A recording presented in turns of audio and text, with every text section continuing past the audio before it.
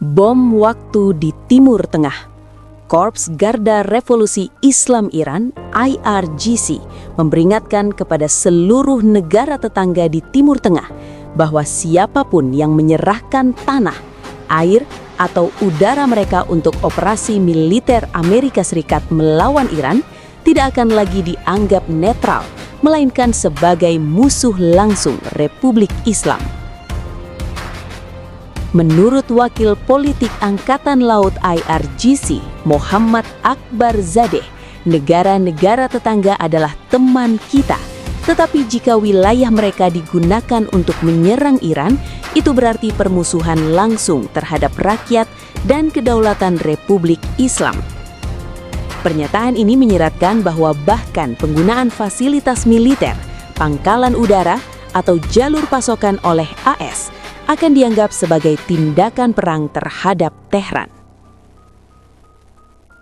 Ditambah lagi, tegasnya klaim Iran atas kendali penuh Selat Hormuz diperkuat di tengah ancaman militer yang semakin intens, menunjukkan bahwa Iran kini percaya memiliki keunggulan strategis yang signifikan di jalur laut paling penting dunia.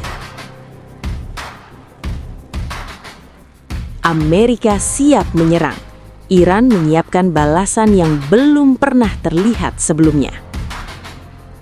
Ultimatum tersebut muncul ketika kapal induk dan armada tempur AS berlayar ke perairan Timur Tengah, memicu kekhawatiran serangan militer langsung terhadap Iran, di tengah meningkatnya tekanan internasional terhadap rezim Tehran.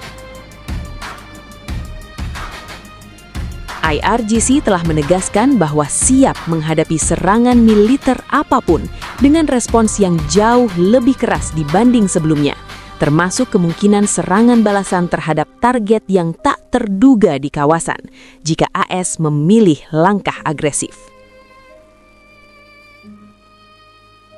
Tanggapan negara-negara Timur Tengah antara ketakutan dan pembatasan. Arab Saudi. Kedaulatan adalah garis merah. Tidak ada wilayah untuk serangan ke Iran. Arab Saudi secara resmi menyatakan bahwa kerajaan tersebut tidak akan mengizinkan wilayah udara, darat, atau lautnya digunakan untuk serangan militer terhadap Iran oleh negara manapun termasuk Amerika Serikat. Putra mahkota Mohammed bin Salman menegaskan bahwa Riyadh berkomitmen pada resolusi damai antar negara, menghormati kedaulatan Iran, dan mendukung stabilitas kawasan. Reaksi ini muncul setelah tekanan besar dari Tehran dan kekhawatiran Arab Saudi akan kemungkinan konflik langsung yang dapat menghancurkan ekonomi minyak regional dan memperluas perang selain dari sekedar front Iran-AS. Kemudian Uni Emirat Arab menolak perang, pilih diplomasi.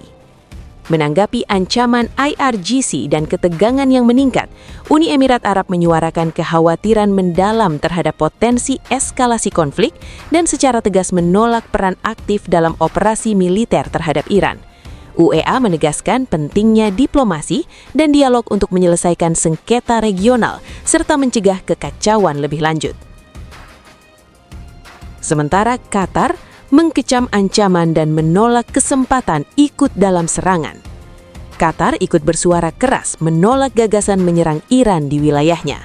Sekretaris Negara Bagian Qatar menegaskan bahwa Doha menolak keras penggunaan wilayah atau fasilitasnya untuk serangan militer terhadap Tehran dan menegaskan sikap bahwa kedaulatan negara harus dihormati. Pernyataan ini sekaligus mengecam ancaman militer sebagai pelanggaran terhadap hukum internasional. Adapun Irak, hati-hati tapi tidak mau terjebak. Dan pemerintah Irak yang menjadi medan persaingan proksi selama bertahun-tahun antara Iran dan AS tampaknya mengambil sikap netral secara resmi, sambil menyuarakan agar ketegangan ini tidak diperluas. Meskipun Irak memiliki hubungan rumit dengan kedua kekuatan, pemerintah Baghdad menyuarakan kekhawatiran serupa bahwa setiap serangan bisa mendorong Irak kembali ke konflik internal yang menghancurkan. Kesimpulannya, ultimatum IRGC ini bukan sekedar retorika perang. Ini adalah peringatan yang membawa potensi perang terbuka kawasan.